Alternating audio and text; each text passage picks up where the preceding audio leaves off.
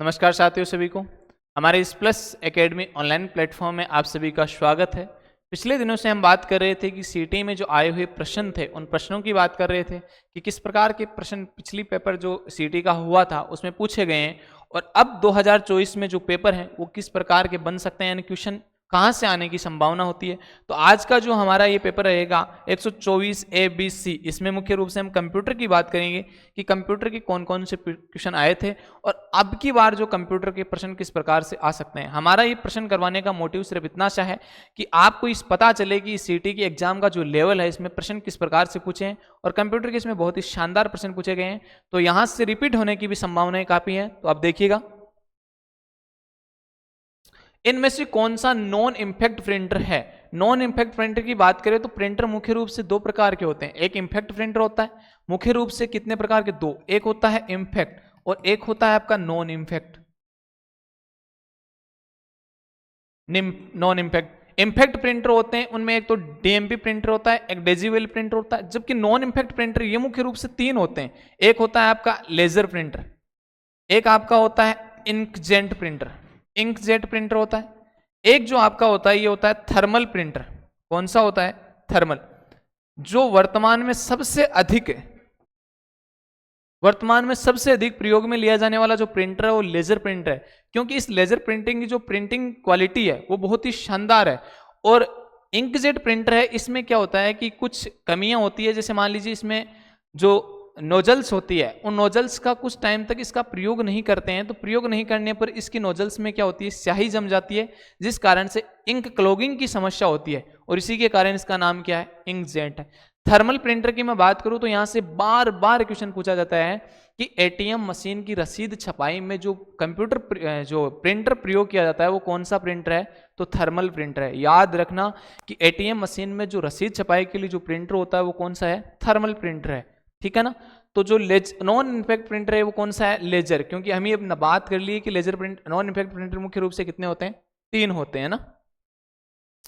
Power point में दो तरह के साउंड इफेक्ट फाइलें प्रेजेंटेशन में जोड़ी जा सकती हैं, तो कितनी फाइलें कौन कौन सी, एक तो आती है MAV और एक होती है MID। तो आपका ऑप्शन क्या हो जाएगा, पहला ही ऑप्शन आपका सही हो जाएगा। स्टार्ट मेन्यू में रन कमांड का कार्य होता है। रन कमांड का मतलब क्या होता है कि किसी भी प्रोग्राम को हम चालू करते हैं तो किसी भी प्रोग्राम को चालू करने के लिए किसका प्रयोग करते हैं, हम रन कमांड का प्रयोग करते हैं ना। तो प्रोग्राम चालू करने के लिए इसका प्रयोग रन कमांड का ना। विषम को चुने, विषम को चुनने का मतलब है कि तीन तो कहीं ना कहीं सेम है और एक क्या है, अलग है। तो ये जो C++ है, ये जो C++ ही क्या है, कंप्यूटर की लैंग्वेज है, जबकि ये क्या है, ऑफिस के प्रोग्राम है ना। तो ये मुख्य रूप से C++ क्या है, कंप्यूटर की एक लैंग्वेज है। ऑक्सी 7 कोडिंग सिस्टम में कितने कैरेक्टर्स हो सकते हैं? ऑक्सी 7 कोडिंग की बात की है तो यहां पर आंसर हो जाएगा आपका 128, ऑप्शन नंबर 4, जिसका आंसर क्या हो जाएगा, 128 हो जाएगा। इनमें से कौन सा पावर पॉइंट का व्यू विकल्प नहीं है? स्लाइड शॉर्टर व्यू है, स्लाइड शो व्यू, ये भी है, ये भी है, ये भी है, लेकिन ये आउटलाइन जो व्यू है ये नहीं होता है। तो यहां पर नहीं पूछा है अपने को, क्या पूछा है, नहीं, तो यह आउटलाइन व्यू हो जाएगा ना। कौन सा प्रोग्राम यूजर को इंटरनेट पर विभिन्न प्रकार की वेबसाइट देखने में मदद करता है कि इंटरनेट पर, तो यहां पर ऑप्शन क्या हो जाएगा, ब्राउजर, वेब ब्राउजर हो जाएगा, ठीक है ना। देखो ऑप्शन दे रखे हैं, search engine, server program, system program. Search engine और वेब ब्राउजर में अंतर क्या होता है, जैसे मान लीजिए गूगल है, गूगल क्या है, सर्च इंजन, लेकिन आपका जो वेब ब्राउजर गूगल क्रोम क्या है, वेब ब्राउजर, मोजिला क्या है, मोजिला फायरफॉक्स वेब ब्राउजर है, डगडगो क्या है। इस प्रकार से आपसे क्वेश्चन पूछे हैं तो आपको सर्च इंजन और वेब ब्राउजर को थोड़ा सा ध्यान में रखना है। वेब ब्राउजर जैसे ही हम क्लिक करते हैं तो सर्च करते हैं तो हमें सीधी साइट्स पे लेके जाता है, जबकि सर्च इंजन क्या करते हैं, जैसे हमने सर्च इंजन पे कुछ सर्च किया तो उससे संबंधित जो भी सूचनाएं हैं, जो भी तथ्य है, जो भी इंफॉर्मेशन है, उनको लाकर हमारे सामने क्या कर देगा, ये रख देगा। तो यूजर अपनी आवश्यकता अनुसार उसमें क्या कर सकता है, देख सकता है। CRD प्रकार की CD पर डेटा को, यानी अब देखो CRD, CD का पूरा नाम क्या होता है, कॉम्पैक्ट डिस्क होता है। CD का जो पूरा नाम होता है वो पूरा नाम होता है कॉम्पैक्ट डिस्क, ये पूरा नाम होता है इसका कॉम्पैक्ट डिस्क। कॉम्पैक्ट डिस्क का मतलब क्या होता है, इसमें मान लीजिए CD और CDR का मतलब क्या होता है कि compact disc recordable, compact disc recordable, यानी इसमें डाटा एक ही बार लिखा जाएगा। और उसको पढ़ तो हम बार बार सकते हैं, लेकिन लिखने का काम क्या होगा, एक ही बार होगा। उसके बाद में ना तो उस डाटा को हम मिटा सकते हैं, ना ही उसमें दूसरा डाटा अपडेट कर सकते हैं। ये क्या होता है, CDR होता है। तो इसमें देखो कई बार पढ़ा पर सिर्फ एक ही बार लिखा जा सकता है। तो राइट आंसर आपका क्या हो जाएगा, जो राइट आंसर आपका है ये क्या हो जाएगा, सी ऑप्शन है, जहां कई बार पढ़ा जा सकता है लेकिन लिखा एक ही बार जाएगा, ये हो जाएगा। और जो मुख्य रूप से हम बात करें मेमोरी की, तो मेमोरी ये सेकेंडरी मेमोरी की भाग है वैसे तो, लेकिन मुख्य रूप से मेमोरी की बात करें तो मेमोरी दो प्रकार की होती है। एक होती है प्राइमरी मेमोरी और एक होती है सेकेंडरी मेमोरी। प्राइमरी मेमोरी बोलूं या प्राथमिक मेमोरी, प्राथमिक मेमोरी में एक तो रैम आती है और एक रोम आती है। यानी कंप्यूटर सिस्टम को चलाने के लिए, यानी सिस्टम को ऑपरेट करने के लिए मूलभूत जो मेमोरी होती है वो कौन सी होती है, रैम और रोम। यानी रैम जो है, रोम प्राइमरी मेमोरी में आती है। देखो कंप्यूटर में कोई भी, जैसे मान लीजिए कोई सॉफ्टवेयर है, कोई ऐप है, कोई प्रोग्राम है, कोई गेम है, वो स्टोर तो कहाँ रहेगा, रोम में रहेगा। लेकिन जैसे ही उस रोम में आप जाकर उस जो स्टोर है वहां जाकर आप क्लिक करोगे उस पर 2 बार तो ओपन होगा, और ओपन होते ही वो किस पे आएगा, रैम पे आएगा। तो आपसे क्वेश्चन पूछा जाता है कि किसी भी प्रोग्राम को ओपन करने पर जो प्रोग्राम चलेगा वो कौन सी मेमोरी पर चलेगा, तो रैम पर चलेगा। और रैम जो है एक अस्थायी मेमोरी है, परमानेंट मेमोरी नहीं है। जैसे मान लीजिए अस्थायी और परमानेंट का आप मतलब समझिएगा।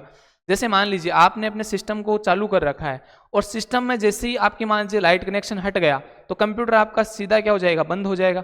लेकिन आप जो स्क्रीन दोबारा आप ओपन करोगे तो ओपन करोगे जो प्रोग्राम आपने चला रखा था वो वहां पर नहीं मिलेगा। आपको फिर से उसी फोल्डर में जाकर उसी जो जहां स्टोर रखा है वहां पर आपको क्लिक करना होगा, तब जाके चलेगा। तो वो रोम जो है वो तो स्थायी मेमोरी होती है, और स्थायी मेमोरी में डाटा क्या होता है, स्थायी रूप से स्टोर रहता है। लेकिन रैम क्या होती है, अस्थायी होती है। रोम का पूरा नाम होता है रीड ओनली मेमोरी, रैम का होता है random access memory. Secondary memory में आपकी हार्ड डिस्क आ जाती है, फ्लॉपी डिस्क आ जाती है, मैग्नेटिक टेप आ जाती है, ये सारी सेकेंडरी मेमोरी में आती है ना। फॉर्मेटिंग टूल बार में उपलब्ध फॉन्ट साइज, टूल बार में उपलब्ध न्यूनतम और अधिकतम जो फॉन्ट साइज है, देखिएगा जो फॉन्ट साइज अगर हम बात करें टूल बार की, तो उस टूल बार में जो है वो 8 से बेहतर है। वैसे हम फॉन्ट साइज को कीबोर्ड की सहायता से और भी बढ़ा सकते हैं, लेकिन यहां पर जो टूल बार है उस टूल बार में आपको कितना दिखाई देगा, 8 और 72 दिखाई देगा। जब एक प्रणाली में इनपुट, प्रोसेस व आउटपुट पहले से पूरी तरह ज्ञात है वह प्रणाली कहलाती है, तो वह नियतात्मक कहलाती है ना। ऑप्शन हो जाएगा ए नंबर। निम्न में से कौन सा पावर पॉइंट व्यू नहीं है, आपसे पूछा है कि पावर पॉइंट व्यू नहीं है, तो ये आउटलाइन, ये स्लाइड शो व्यू तो है, स्लाइड व्यू भी है, प्रेजेंटेशन व्यू भी है, लेकिन जो आपका ये है आउटलाइन व्यू, ये नहीं होगा। तो राइट आंसर क्या हो जाएगा, आउटलाइन व्यू हो जाएगा। डिवाइस द्वारा डेटा और इंटरेक्शन सीपीयू को उपलब्ध कराने में लगा समय कहलाता है। तो देखिएगा जैसे मान लीजिए कोई भी आप कंप्यूटर पे कोई भी चीज, कोई भी सॉफ्टवेयर, कोई भी प्रोग्राम आप ओपन करते हो तो वो किस पे चलेगा, रैम पे चलेगा। लेकिन वो स्टोर कहाँ होगा, सेकेंडरी मेमोरी बोलूँ या रोम में स्टोर होगा। आप जैसे ही उस पर क्लिक करते हो तो वो चलेगा रैम पर, और रैम से जो निर्देश जाते हैं वो कहाँ तक जाते हैं, सीपीयू तक जाते हैं। और सीपीयू को जो समय लग, रैम से जो निर्देशों को सीपीयू को जानने तक समय लगता है, उसी टाइम को हम क्या कहते हैं, एक्सेस टाइम कहते हैं। क्या कहते हैं, एक्सेस टाइम कहते हैं, ठीक है ना। तो यहां पर राइट आंसर क्या हो जाएगा आपका, एक्सेस टाइम। इनपुट से आउटपुट में परिवर्तित किसके द्वारा, यानी कंप्यूटर में सबसे पहले हम क्या करेंगे, इनपुट देंगे। इनपुट देने के बाद में कंप्यूटर पर इस पर क्या करेगा, प्रोसेस करेगा। प्रोसेस करने के बाद में क्या होता है, आउटपुट देता है, और आउटपुट देने के बाद में यूजर अपने आवश्यकता अनुसार उसे मेमोरी में स्टोर कर सकता है। अब देखो प्रोसेस कौन करता है, प्रोसेस करता है प्रोसेसर। कौन करता है, प्रोसेसर। और प्रोसेसर का कार्य कौन करता है, सीपीयू, जिसका पूरा नाम होता है सेंट्रल प्रोसेसिंग यूनिट होता है। ये चीज भी आपको ध्यान रखनी है ना, क्वेश्चन पूछा जाएगा। तो यहां पर सही आंसर क्या हो जाएगा, सीपीयू हो जाएगा ना।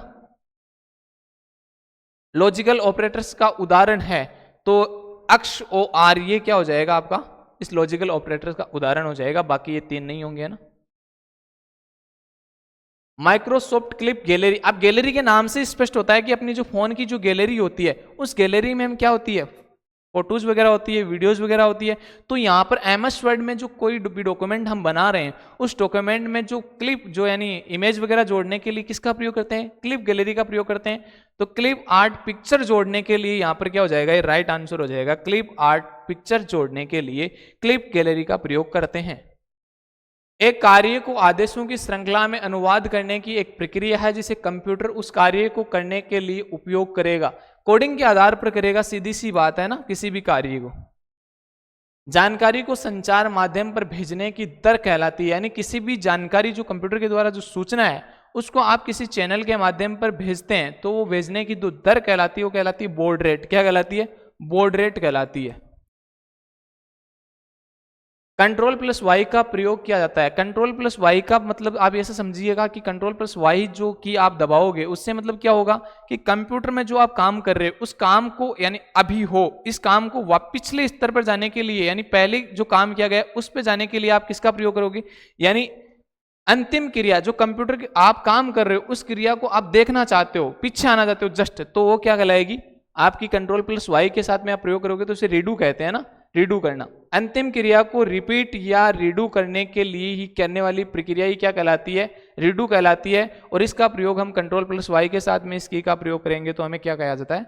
पिछली जो क्रिया है वो आपको सामने आ जाएगी। वी लुकअप का फंक्शन का कार्य क्या है? वी लुकअप फंक्शन जो क्या करता है, देखिएगा इस फंक्शन में हम कुछ भी सर्च करते हैं तो ये जो अपने से सेम डाटा होता है उसको खोजने का कार्य करता है। कौन सा? V lookup. तो मिलते जुलते रिकॉर्ड ढूंढने का काम कौन करता है? वी लुकअप करता है। किस शॉर्टकट कुंजी का प्रयोग होता है? देखिएगा ये कोई शॉर्टकट कुंजी नहीं है कि तो सीधी की है, बैक स्पेस भी की है, F12 भी की है। तो जो शिफ्ट प्लस डी है ये डिलीट है, ये क्या है? एक शॉर्टकट कुंजी है। और शिफ्ट प्लस डिलीट के साथ में आप जैसे मान लीजिए किसी फाइल को, किसी फोल्डर को, किसी इमेज को, किसी वीडियो को आप सेलेक्ट करते हैं और सेलेक्ट करने के बाद में इसे डिलीट कर देते हैं तो सीधा डिलीट करेंगे तो वो आपके कंप्यूटर में चला जाएगा। यानी रिसाइकिल बिन जो ऑप्शन होता है रिसाइकिल बिन, उस रिसाइकिल बिन में वो चीजें चली जाएगी। लेकिन आप शिफ्ट प्लस डिलीट की, यानी कोई भी चीज सेलेक्ट करते हो, सेलेक्ट करने के बाद में शिफ्ट प्लस डिलीट की का आप प्रयोग करते हो तो वो परमानेंट डिलीट हो जाएगी आपके कंप्यूटर से, है ना। तो इसीलिए प्रयोग किसका करते हैं? शिफ्ट प्लस डिलीट का करते हैं। और रिसाइकिल बिन जो है, इस रिसाइकिल बिन में हार्ड डिस्क का टोटल जो है वो 10% डाटा क्या होता है यहाँ पर स्टोर होता है, ठीक है ना। तो ये चीज भी आपको ध्यान रखनी है। डिलीट की, अब देखो एक क्वेश्चन एक बार एग्जाम में पूछा गया कि ऐसी कौन सी की है जो कर्सर के दाईं ओर के कैरेक्टर को हटाती है, तो आंसर क्या हो जाएगा? डिलीट की। यानी मैं लिख देता हूं यहां पर, कर्सर के दाईं ओर के कैरेक्टर को मिटाने के लिए, मिटाने का काम करती है। जबकि बाईं ओर के कर्सर को मिटाने, कर्सर के बाईं ओर के जो कैरेक्टर होते हैं, जैसे मान लीजिए ये इस प्रकार से कुछ नाम लिखे हैं जैसे ABCDE।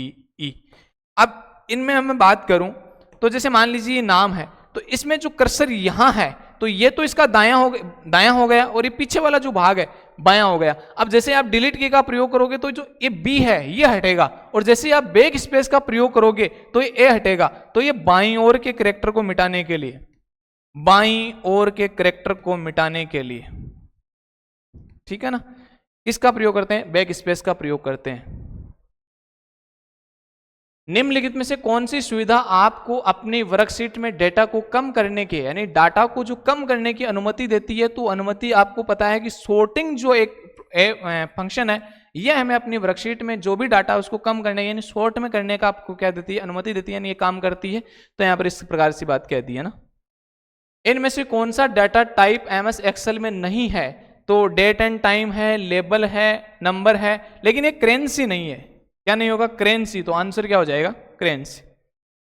निम्नलिखित में से कौन सा डिवाइस इनपुट एवं आउटपुट दोनों के कार्य कर सकता है?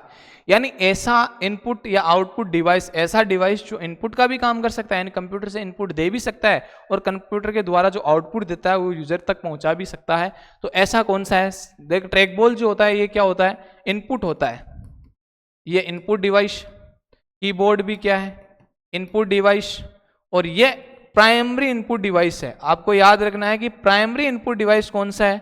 तो कीबोर्ड है। माउस भी क्या है? इनपुट डिवाइस है। और माउस तो क्या है? एक पॉइंटिंग डिवाइस भी है। कौन सा डिवाइस है? पॉइंटिंग जो डिवाइस है ये कौन सा है? माउस। यानी पॉइंटिंग का मतलब है कि चिन्हित, या जैसे मान लीजिए कोई भी मतलब टिक आता है उसको हम टिक करते हैं कहीं कहीं पर, तो वो टिक करने के लिए प्रयोग कौन करते हैं? माउस का प्रयोग करते हैं। तो माउस एक पॉइंटिंग डिवाइस भी है। कई बार क्वेश्चन पूछा गया है। माउस के 3 बटन होते हैं ना। MS वर्ड में जब पेज मार्जिन ऑल्टर किए जाते हैं तब टेक्स्ट करंट लाइन पर फिट नहीं होता तब कौन सा फीचर टेक्स्ट को स्वतः ही नेक्स्ट लाइन में मूव कर जाता है, तो कौन सा करेगा, वर्ड रैप। आंसर यहां पर क्या हो जाएगा आपका, करेक्ट हो जाएगा। बायोस निम्न में से क्या है? देखिए बायोस जो है, ये पहले हम बात कर लेते हैं बायोस है क्या। कि कंप्यूटर सिस्टम को चलाने के लिए जो कुछ मूलभूत प्रोग्राम होते हैं उन्हीं को हम कहते हैं बायोस। और ये बायोस जो होते हैं, अब मुझे ये बताओ कि बायोस, ये कंप्यूटर को चलाने के लिए जो मूलभूत जो भी प्रोग्राम होते हैं, ये हमें परमानेंटली चाहिए या टेम्परेरी चाहिए? तो हमें परमानेंट चाहिए। तो परमानेंट चाहिए तो परमानेंट मेमोरी में ही क्या होंगे, स्टोर होंगे। तो परमानेंट मेमोरी कौन सी होती है, रोम होती है। कौन सी होती है, रोम होती है। और रैम जो होती है, रैम क्या होती है, अस्थायी मेमोरी होती है ना, ये आपको ये चीज ध्यान रखना। तो बायोस जो स्टोर रहते हैं वो कहां पे रहते हैं, रोम में रहते हैं। वैन का क्या होता है, वाइड एरिया नेटवर्क होता है। रैम का रैंडम एक्सेस मेमोरी होता है। लैन का लाइट जो ये हो जाएगा ना। निम्नलिखित में से कौन सा अनुभाग स्लाइड लेआउट में मौजूद नहीं है? तो ये कौन सा हो जाएगा, चार्टर्स भी है, टाइल्स भी है, रिटल्स भी है। तो ये एनिमेशन नहीं होगा। यहां पर राइट आंसर क्या हो जाएगा, एनिमेशन नहीं है, पूछा है अपने को, ठीक है ना। किसी कॉलम के आइटम्स को कुछ अनुक्रम या क्रम यानी सीक्वेंस या ऑर्डर में व्यवस्थित करने की प्रक्रिया को कहा जाता है? तो ये ऑटोफिल, यानी सीक्वेंस में आप उसमें ऑटोफिल कर दोगे तो जो ऑटोमेटिक जो चीजें आप लिखोगे वो सीक्वेंस के आधार पर लिखी जाएगी, है ना। हेक्साडेसिमल संख्या प्रणाली के आधार का मान है, यानी हेक्साडेसिमल में भी उसके आधार का मान पूछा है। तो आधार का मान 16 है। कितना है, 16। हेक्साडेसिमल में जो संख्याओं का प्रयोग किया जाता है वो 0 से लेकर 9 तक होती है। और हम अल्फाबेट की बात करें तो ए से लेकर एफ तक की संख्याएं होती है। हेक्साडेसिमल में जो संख्याएं होती है वो बाइनरी डिजिट के रूप में काम में ली जाती है ना। DBMS में डेटा के कंटेंट व स्थान की पहचान किससे की जाती है? तो किससे की जाती है, मेटा डाटा से की जाती है ना। डिलीट होने के बाद विंडोज में फाइलें कहाँ जाती है? तो अभी अभी हमने बात की थी कि अगर किसी भी फाइल या फोल्डर या कोई भी वीडियो, कोई भी इमेज है, इसको आप सेलेक्ट करके आप डिलीट कर दोगे तो वो रिसाइकिल बिन में चली जाएगी। लेकिन शिफ्ट के साथ में आप डिलीट का प्रयोग करोगे तो वो परमानेंटली क्या हो जाएगी, डिलीट। तो आप शिफ्ट के साथ में प्रयोग नहीं कर रहे, ऐसे ही आप डिलीट कर रहे हो तो वो फाइलें कहाँ चली जाएगी, रिसाइकिल बिन में चली जाएगी। कहाँ पर चली जाएगी वो फाइलें, रिसाइकिल बिन में चली जाएगी। तो आंसर आपका क्या हो जाएगा, सी, रिसाइकिल बिन। तो आज जो आए हुए क्वेश्चन की बात की थी हमने, इतने ही है। आगे की जो चर्चाएं हैं वो हम करेंगे नेक्स्ट सेशन में। तब तक के लिए धन्यवाद। जय हिंद, जय भारत।